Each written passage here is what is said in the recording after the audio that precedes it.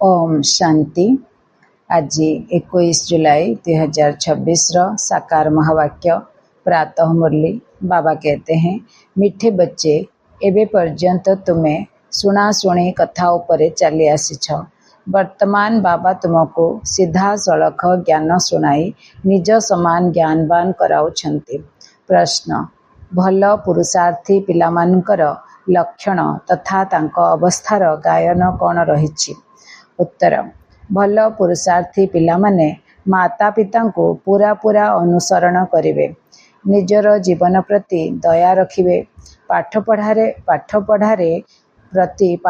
प्रति पूरा ध्यान रखिवे, टिकिए भी समय बाहर करी बाबांक स्मृति रे निश्चय बसिवे।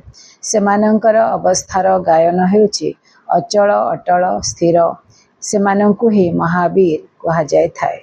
गीत बजाए बाबा ने, भोलेनाथ से निराला कोई और नहीं, गौरीनाथ से निराला कोई और नहीं, बिगड़ी को बनाने वाला कोई और नहीं। ओम शांति। भक्ति मार्ग रे दुनिया केवल गायन करुछंती। तुमे माने एबे जानुछ, भक्ति मार्ग रे आमे मध्य गाउथिलु। एबे सेही भोलानाथ सम्मुखरे अछंती। भोलानाथ अक्षर भक्ति मार्गर अटे। ज्ञान मार्गर अक्षर हैला शिव बाबा। तुमे जानुछ जे अनादि पूर्व प्रस्तुति ड्रामार योजना अनुसारे संगम जुगरे बाबा को आसी आम द्वारा यही पुरुषार्थ कराइबाकु हेबो। बाबा कल्प कल्प पुरुषार्थ कराई आसीछंती। केते समय तुमे पिलामाने भक्ति करिछ, एही कथा मध्य सिद्ध करी बताउछंती।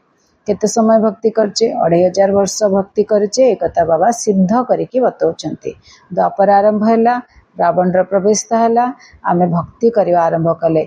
देवी दैवी गुण दैवी शक्ति खत्म हो जाइतिला। तेणु करी आमे बाबा को पूजा करवा आरंभ कले। 2500 वर्ष धरी पूजा करि आसुछे। जेउ माने प्रथमे प्रथमे भक्ति आरंभ करिथिले सेही माने ही आसी ज्ञान नेबे। द्वापर आरंभरू राजा विक्रमादित्य मंदिर बनेले, आमे मध्य तांको सहित मंदिर रे सहयोग देले। आमे मध्य से मध्य भक्ति कले शिव बाबांकर, आमे माने मध्य शिव बाबांकर भक्ति कले। तो आमे आरंभरू भक्ति करिथिले, तेणु आमे माने आसिकी ज्ञान नौछे। बाबा कहउछंती जे प्रथमे प्रथमे भक्ति जो माने आरंभ करथिले सेही माने ही आसी ज्ञान नेबे, आउ पुणी सूर्यवंशी हेबे। सत्य जुगरे तो केवल जणे लक्ष्मीनारायण आसुनाहांती, तांकर वंशावली मध्य अछि ना। तांकु दैवी वर्ण कुहा जाउछि। भारत रे दैवी वर्ण थिला, एबे आसुरी वर्ण होई जाइछि। एहा हेला संगम। एबे आसुरी रु दैवी कुल को जिबाकु हेबो। वास्तव रे एहा सेही महाभारत लड़े जहार गायन रहिछि। केवल शिवंक बदल रे श्रीकृष्णंक नाम लिखि देइछंती। एकमात्र गीता खंडन हेबा द्वारा सबु शास्त्र खंडन हो जाउछि।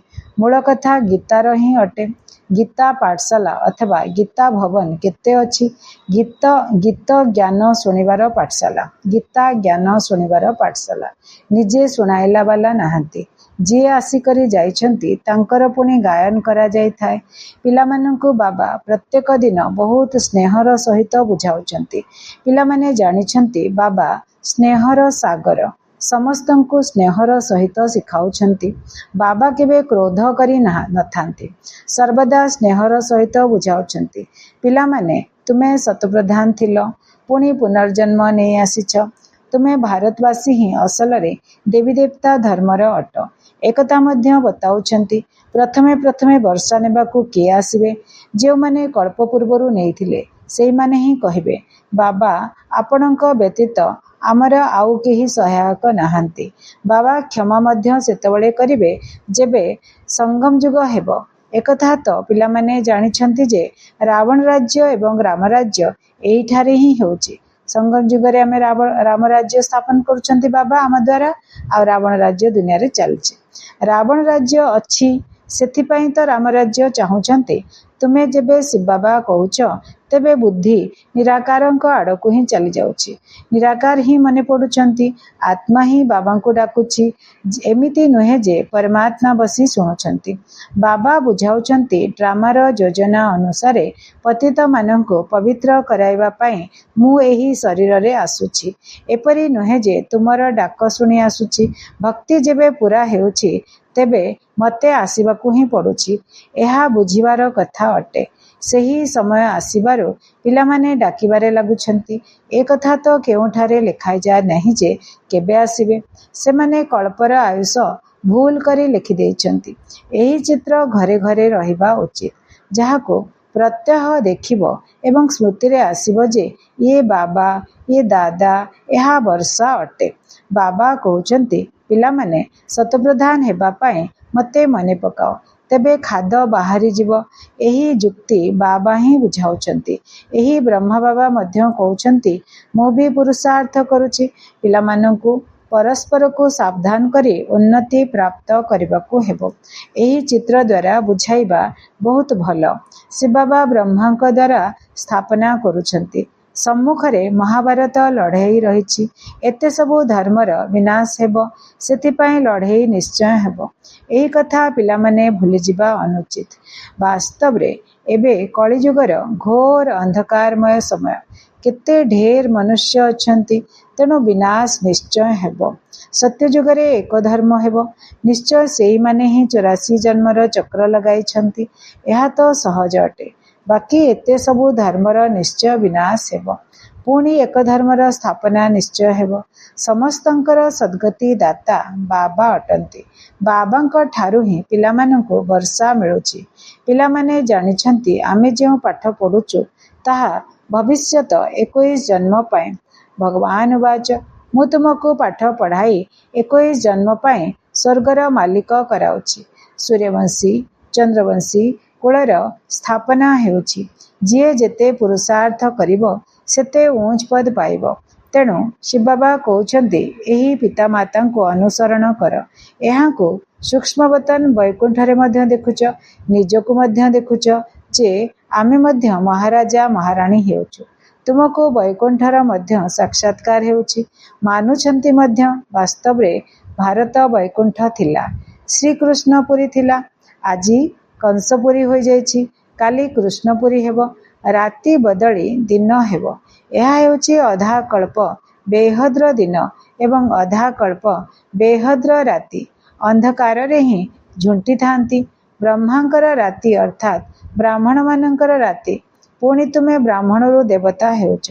ସତ୍ୟଯୁଗରେ ବ୍ରାହ୍ମଣ ରହିବେ ନାହିଁ, ଦେବତାମାନେ ହିଁ ରହିବେ। ଏକଥା ମଧ୍ୟ ପିଲାମାନେ ଜାଣିଛନ୍ତି। ଭାରତ ପବିତ୍ର ରାଜସ୍ଥାନ ଥିଲା, ପୁଣି ଅପବିତ୍ର ରାଜସ୍ଥାନ ହୋଇଯାଇଛି। ଭାରତ ସର୍ବଦା ରାଜସ୍ଥାନ ହୋଇ ରହିଛି। ଏଠାରେ ରାଜତ୍ୱ ଚାଲି ଆସୁଛି। ଅନ୍ୟ ଧର୍ମାବଲମ୍ବୀମାନଙ୍କର ଆରମ୍ଭରୁ ରାଜତ୍ୱ ଚାଲୁନାହିଁ। ଅନ୍ୟ ଧର୍ମ ସ୍ଥାପନ ହେଲା। ଧର୍ମସ୍ଥାପକ ପିତାମାନେ, ଧର୍ମପିତାମାନେ ଉପରୁ ପରମଧାମରୁ ଆସିଲେ, ନୂଆ ଧର୍ମ ଗୋଟେ ସ୍ଥାପନ କଲେ। ଖ୍ରୀଷ୍ଟିଆନ ଧର୍ମ ହଉ, ଇସଲାମ ଧର୍ମ ହେଉ, ଶିଖ ଧର୍ମ ହେଉ, ଯେତେବେଳେ ସ୍ଥାପନ କଲେ ତାଙ୍କ ଧର୍ମର ଆତ୍ମାମାନେ ମଧ୍ୟ ଉପରୁ ପରମଧାମରୁ ଓହ୍ଲେଇଲେ। ତାଙ୍କୁ ସେମାନେ ଫଲୋ କଲେ। ତାଙ୍କ ଧର୍ମର ଆତ୍ମାମାନେ ତାଙ୍କୁ ଫଲୋ କଲେ। କିନ୍ତୁ ତାଙ୍କର ରାଜା ହିଁ କିଛି ନଥିଲା।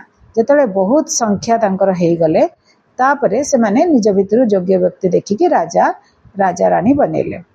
ତ ଏଇଭଳିଆ ହେଲା। କିନ୍ତୁ ଏବେ ବାବା ଆମକୁ କ'ଣ କରୁଛନ୍ତି? ପରମଧାମରୁ ଆସି ଆମକୁ ପାଠ ପଢ଼ାଉଛନ୍ତି। ଆମେ ନିଜର ପଢ଼ାଇର ଆଧାରରେ ନିଜକୁ ଉଚ୍ଚ ପଦ ଦେଉଛେ। ଆମେ ନିଜକୁ ଯୋଗ୍ୟ ବନାଉଛେ ଉଚ୍ଚ ପଦ ପାଇବାର। କିଏ ରାଜା ରାଣୀ, ମହାରାଜା ମହାରାଣୀ ବନୁଛନ୍ତି, ଲକ୍ଷ୍ମୀ ନାରାୟଣ। ଆଉ ଯିଏ ରାଜା ରାଣୀ ବନୁଛନ୍ତି, କିଏ ସାହୁକାର ବନୁଛନ୍ତି, କିଏ ଛୋଟ ପଦ ପାଉଛନ୍ତି ନିଜର ପୁରୁଷାର୍ଥ ଦ୍ୱାରା। ବାବାଙ୍କର ପଢ଼ାଇ, ବାବା ପଢ଼ାଉଛନ୍ତି। ବାବାଙ୍କ ପଢ଼ାଇ ଦ୍ୱାରା ଆମେ ନିଜର ପଦ ନିର୍ଦ୍ଧାରିତ କରୁଛେ। ତ ବାବା କହୁଛନ୍ତି, ଆଉ ଅନ୍ୟ ଧର୍ମାବଲମ୍ବୀ ମାନଙ୍କର ଆରମ୍ଭରୁ ରାଜତ୍ୱ ଚାଲୁନାହିଁ। ଭଗବାନ ହିଁ ରାଜତ୍ୱ ସ୍ଥାପନ କରୁଛନ୍ତି। ଭଗବାନ ହିଁ ଆସି ରାଜଯୋଗ ଶିଖାଉଛନ୍ତି। ସେ ହେଲେ ନିରାକାର, ଜ୍ଞାନର ସାଗର, ସୁଖର ସାଗର। ତୁମେ ଜାଣିଛ, ବାବାଙ୍କ ଠାରୁ ଆମକୁ ବର୍ଷା ମିଳୁଛି। ନିଶ୍ଚିତ ଆମର ପୁରୁଷାର୍ଥରେ ବିଳମ୍ବ ହେଉଛି। ଯିଏ ଯେତେ ପୁରୁଷାର୍ଥ କରିପାରିବେ, ଅନ୍ୟମାନଙ୍କୁ ରାସ୍ତା ବତାଇ ପାରିବେ। ବାବା କହୁଛନ୍ତି, ମୋତେ ମନେ ପକାଅ, तेबे तुमे पतितृ पावन होई नुआ दुनियार मालिक होइजिव। एहा केते सहज अटे। लौकिक माता पिता जदि ज्ञान रे अछंती तेबे पिलामानंकु मध्य निज समान करबाकू पड़िबो। माता पिता सच्चा रोजगार करूछंती तो पिलामानंकु मध्य सच्चा रोजगार कराइबा दरकार। केही केही संतान बहुत भलो होई थांती, कहउछंती आमे रुहानी पाठ पढ़ी घरे घरे एही संदेश देई चलिबु। बाबा मध्य कहउछंती जे मु पैगंबर एवं मेसेंजर अटे। बाबा मध्य कहउछंती जे मु पैगंबर एवं मेसेंजर अटे। तुमको संदेश देउछि जे घर को चलो। अन्य धर्मस्थापक तो केवल आसी निज निजर धर्म स्थापन करूछंती। मु समस्तंको संदेश देउछि जे एबे घर को फेरिबाकू हेबो। एही दुनिया एबे रहिबा योग्य नुहे। मते मने पकाइले तो तुमे पवित्र होई जिवो। तुमे पवित्र थिलो, पुणी रावण तुमको पतित करी देउछि। मु पुणी थरे पवित्र कराइबाकू आसीछि। अल्प समय परे बम आदि पड़िले जाई बुझिबे जे एहा सेही महाभारत लड़ाई। तेबे निश्चित भगवान भी थिबे, किंतु सेमाने भाबुचंती गीतार भगवान श्रीकृष्ण अटंती। केते द्वंद्वरे पड़ुचंती। जदि द्वंद्वरे न थांते तेबे भगवान कर आसीबार कौन दरकार थिला।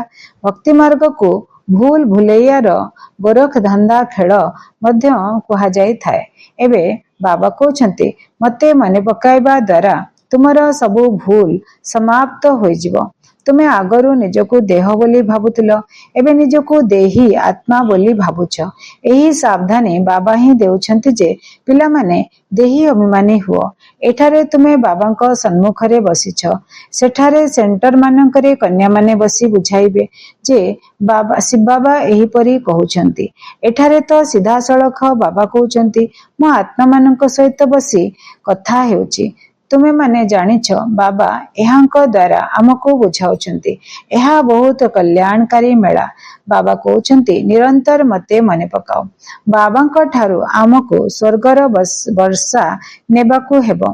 बाबा एवं स्वर्ग को मने पकाइबाकू हेबो। एठारे कोनोसी भी विकर्म करिबा अनुचित। जदि विकर्म करिबो तेबे ताहा 100 गुणा हेजिबो, 100 गुण हेजिबो। विकर्म माया कराई थाए। एहा उपरे विजय पाइबाकू हेबो। सेथिपाई हनुमान महावीरंकर कथा रहिछि। तुमे महावीर हनुमान अटना। आमे तो बाबांकर होई जाइछु, तेनु माया ठारू हारिबो नाही। बाबांको स्मरण करी करी शतप्रधान विकर्माजीत होई जिवो। न हेबो तो निजर पद ही भ्रष्ट करिवो। पुरुषार्थी संतान माने निजर जीवन प्रति दया करी थांती। किछि भी हे जाऊ याद्र यात्रा रे रहिबे। अचल अटल स्थिर रहिबे। विनाश तो हेबो ही हेबो। समस्तंकर काका चाचा मामा गुरु गोसाई आदि सबु मरि जिवे। सद्गुरु कहउचंती, शिव बाबा कहउचंती मु तुमको साथी रे नै जिवे। मनुष्य माने तो घोर अंधकार रे अछंती। तुमे जानिछ जे शिव बाबा हमको साथी रे नै जिवे। कथारे कहि थांती ना काळ खाई गला, किंतु मु तुमको शांतिधाम को नै जाउची। आत्मा शरीर छाड़ी चली जाउची। काळ नै जाऊ नाही, आत्मा ही बाहरी जाउची। एबे मु निजे आसीची तुमको घर को नेई करी जिबा पाए। बाबा कौन मारिबाकू आछंती कि?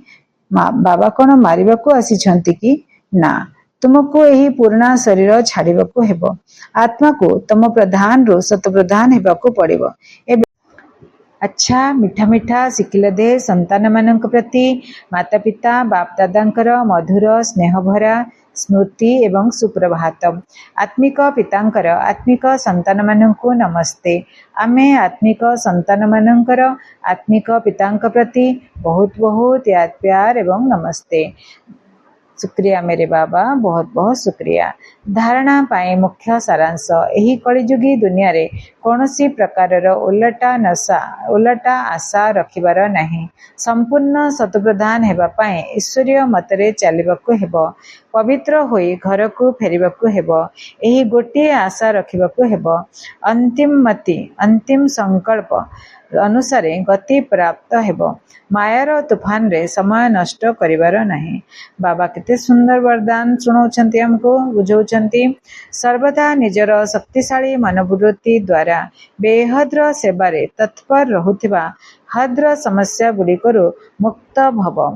ଯେପରି ସାକାର ବାବାଙ୍କୁ ସେବା ବ୍ୟତୀତ ଅନ୍ୟ କିଛି ବି ଦେଖାଯାଉ ନଥିଲା, ସେହିପରି ତୁମେମାନେ ମଧ୍ୟ ନିଜର ଶକ୍ତିଶାଳୀ ମନୋବୃତ୍ତି ଦ୍ୱାରା ବେହଦ୍ର ସେବାରେ ସର୍ବଦା ତତ୍ପର ରୁହ, ଯାହାଦ୍ୱାରା ହଦ୍ର ଅର୍ଥାତ୍ ବିନାଶୀ ସମସ୍ୟା ଗୁଡ଼ିକ ଆପେ ଆପେ ସମାପ୍ତ ହୋଇଯିବ।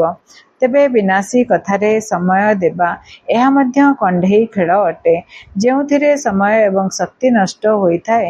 ସେଥିପାଇଁ ଛୋଟ ଛୋଟ କଥାରେ ସମୟ ଜମା କରିଥିବା ଶକ୍ତିଗୁଡ଼ିକୁ ବ୍ୟର୍ଥରେ ନଷ୍ଟ କର ନାହିଁ। ବାବା ସ୍ଲୋଗାନ ଶୁଣାଉଛନ୍ତି, ଯଦି ସେବାରେ ସଫଳତା ପ୍ରାପ୍ତ କରିବାକୁ ଚାହୁଁଛ, ତେବେ ବାଣୀ ଏବଂ ଚାଲିଚଳନ ପ୍ରଭାବଶାଳୀ ହେବା ଦରକାର। ଏ ଅବ୍ୟକ୍ତିସାରେ ହେଁ ଜ୍ୱାଲା ସ୍ୱରୂପ ସ୍ଥିତିରେ ସ୍ଥିତ ରହି, ବାବା କହୁଛନ୍ତି ଜ୍ୱାଲା ସ୍ୱରୂପ ସ୍ଥିତିରେ ସ୍ଥିତ ରହି ଶକ୍ତିଶାଳୀ ଯୋଗର ଅନୁଭବ କର। ବାବା ବୁଝାଉଛନ୍ତି, ସମୟ ଅନୁସାରେ ଏବେ ସମସ୍ତ ବ୍ରାହ୍ମଣ ଆତ୍ମାମାନଙ୍କୁ ନିକଟକୁ ଆଣିବା ସହିତ ଜ୍ୱାଳା ସ୍ୱରୂପର ବାୟୁମଣ୍ଡଳ ନିର୍ମାଣ କରିବାର ସେବା କର। ସେଥିପାଇଁ ଚାହେ ୟୋଗ ଭଟ୍ଟି କର ବା ପରସ୍ପର ଭିତରେ ସଂଗଠିତ ହୋଇ ଜ୍ଞାନ ଯୋଗର ବାର୍ତ୍ତାଳାପ କର, କିନ୍ତୁ ଜ୍ୱାଲା ସ୍ୱରୂପର ଅନୁଭୂତି କର ଏବଂ କରାଅ। ଯଦି ଏହି ସେବାରେ ଲାଗିଯିବ, ତେବେ ଛୋଟ ଛୋଟ କଥା ସବୁ ସହଜରେ ପରିବର୍ତ୍ତନ ହୋଇଯିବ। ଆଚ୍ଛା, ଓମ୍ ଶାନ୍ତି। ଶୁକ୍ରିୟା ମେରେ ବାବା। ଧାରଣା ପାଇଁ ମୁଖ୍ୟ ସାରାଂଶ। ରୁହାନୀ ବା ଆତ୍ମିକ ପାଠ ପଢ଼ି ସଚ୍ଚା ରୋଜଗାର କରିବା ସହିତ କରାଇବାକୁ ହେବ। ଘରକୁ ଯିବାର ସନ୍ଦେଶ ସମସ୍ତଙ୍କୁ ଦେବାକୁ ହେବ। ଏବେ କୌଣସି ବି ବିକର୍ମ କରିବାର ନାହିଁ। 2 ନମ୍ବର, ସକାଳୁ ବା ଅମୃତ ବେଳାରୁ ଉଠି ସ୍ନେହର ସହିତ ବାବାଙ୍କୁ ସ୍ମରଣ କରିବାକୁ ହେବ। ଛୋଟ ମୋଟ କଥାରେ ଲାଜୁକୁଳି ଲତା ଭଳି ହେବା ଅନୁଚିତ। ନିଜର ଅବସ୍ଥାକୁ ଅଚଳ ଅଟଳ କରାଇବାକୁ ହେବ। ବାବା କେତେ ସୁନ୍ଦର ବରଦାନ ଦେଉଛନ୍ତି। ଜ୍ଞାନର ଲାଇଟ୍ ଅର୍ଥାତ୍ ଆଲୋକ ଏବଂ ମାଇଟ୍ ଅର୍ଥାତ୍ ଶକ୍ତି ଦ୍ୱାରା ନିଜର ଲକ୍ ଭାଗ୍ୟ ଅର୍ଥାତ୍ ଭାଗ୍ୟକୁ ଜାଗ୍ରତ କରୁଥିବା ସଦା ସଫଳତା ମୂରତ ଭବ। ଜ୍ଞାନର ଲାଇଟ୍ ଅର୍ଥାତ୍ ଆଲୋକ ଏବଂ ମାଇଟ୍ ଅର୍ଥାତ୍ ଶକ୍ତି ଦ୍ୱାରା ନିଜର ଭାଗ୍ୟକୁ ଜାଗ୍ରତ କରୁଥିବା ସଦା ସଫଳତା ମୂରତ ଭବ। ଯେଉଁ ପିଲାମାନେ ଜ୍ଞାନର ଲାଇଟ୍ ଏବଂ ମାଇଟ୍ ଦ୍ୱାରା ଆଦି ମଧ୍ୟ ଅନ୍ତକୁ ଜାଣି ପୁରୁଷାର୍ଥ କରିଥାନ୍ତି, ସେମାନଙ୍କୁ ସଫଳତା ନିଶ୍ଚିତ ମିଳିଥାଏ। ସଫଳତା ପ୍ରାପ୍ତ ହେବା ମଧ୍ୟ ଭାଗ୍ୟର ଚିହ୍ନ ଅଟେ। ତେଣୁ ଜ୍ଞାନବାନ ହେବା ହିଁ ଭାଗ୍ୟକୁ ଜାଗ୍ରତ କରିବାର ଆଧାର ଅଟେ। ଜ୍ଞାନ କେବଳ ରଚୟିତା ଏବଂ ରଚନା ବିଷୟରେ ନୁହେଁ, କିନ୍ତୁ ଜ୍ଞାନବାନ ହେବା ଅର୍ଥ ପ୍ରତ୍ୟେକ ସଂକଳ୍ପ, ପ୍ରତ୍ୟେକ ଶବ୍ଦ ଏବଂ ପ୍ରତ୍ୟେକ କର୍ମରେ ଜ୍ଞାନ ସ୍ୱରୂପ ହେବା ଦରକାର। ତେବେ ଯାଇ ସଫଳତା ମୂରତ ହୋଇପାରିବ। ଯଦି ପୁରୁଷାର୍ଥ ଠିକ୍ ଭାବରେ କରୁଥିଲେ ମଧ୍ୟ ସଫଳତା ଦେଖାଯାଉ ନାହିଁ, ତେବେ ବୁଝିନେବା ଦରକାର ଯେ ଏହା ଅସଫଳତା ନୁହେଁ, ପରିପକ୍ୱତାର ଆଧାର ଅଟେ। କହୁଛନ୍ତି, ଯଦି ପୁରୁଷାର୍ଥ ଠିକ୍ ଭାବରେ କରୁଥିଲେ ମଧ୍ୟ ସଫଳତା ଦେଖାଯାଉ ନାହିଁ, ତେବେ ବୁଝିନେବା ଦରକାର ଯେ ଏହା ଅସଫଳତା ନୁହେଁ, ପରିପକ୍ୱତାର ଆଧାର ଅଟେ। ବାବା ସ୍ଲୋଗାନ ଶୁଣାଉଛନ୍ତି, ଯଦି ଦେହଠାରୁ ନ୍ୟାରା ହୋଇ କର୍ମେନ୍ଦ୍ରିୟମାନଙ୍କ ଦ୍ୱାରା କର୍ମ କରାଇବ, ତେବେ କର୍ମାତୀତ ସ୍ଥିତିର ଅନୁଭବ ସହଜରେ କରିପାରିବ। ଇଏ ଅବ୍ୟକ୍ତିସାରେ ହେଁ ଜ୍ୱାଲା ସ୍ୱରୂପ ସ୍ଥିତିରେ ରହି ଶକ୍ତିଶାଳୀ ଯୋଗର ଅନୁଭବ କର। ଯେତେବେଳେ ଯୋଗ କରିବା ପାଇଁ ବସୁଛ, ସେତେବେଳେ ସମାହିତ କରିବାର ଶକ୍ତିକୁ ଗୋଟିଏ ସେକେଣ୍ଡ ଭିତରେ କାର୍ଯ୍ୟକାରୀ କର। ସେବାର ସଂକଳ୍ପ ମଧ୍ୟ ସମାହିତ ହୋଇଯାଉ, ପ୍ରଗଟ ନ ହେଉ, ଏତିକି ଶକ୍ତି ରହିବା ଦରକାର, ଯାହାକି ଷ୍ଟପ୍ କହିବା ମାତ୍ରକେ ଷ୍ଟପ୍ ହେଇଯାଉଥିବ, ପୁରା ବ୍ରେକ୍ ଲାଗିଯାଉଥିବ, ଢିଲା ବ୍ରେକ୍ ନୁହେଁ। ଯଦି ଗୋଟିଏ ସେକେଣ୍ଡ ପରିବର୍ତ୍ତେ ଅଧିକ ସମୟ ଲାଗିଯାଉଛି, ତେବେ ସମାହିତ କରିବାର ଶକ୍ତି ଦୁର୍ବଳ ଅଛି ବୋଲି କୁହାଯିବ। ଆଚ୍ଛା, ଓମ୍ ଶାନ୍ତି।